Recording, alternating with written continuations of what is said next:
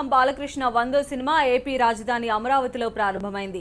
చారిత్రక నేపథ్యంలో తెరకెక్కనున్న ఈ మూవీకి గౌతమిపుత్ర శాతకర్ణిగా టైటిల్ ఖరారు చేశారు. అమరావతిలోని గౌతమ బుద్ధుడి విగ్రహం వద్ద ముహూర్తపు షాట్ కు క్లాప్ కొట్టారు. ఇక మూవీకి క్రిష్ దర్శకత్వం వహిస్తున్నారు.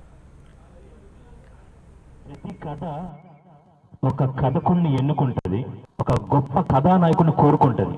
ఈ గౌతమిపుత్ర శాతకర్ణి అనే అతను ఒక యుగ పురుషుడు.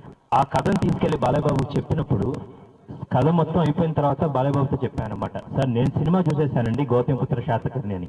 కథ చెప్తున్నప్పుడు ఆయన వేళ కదలికలు.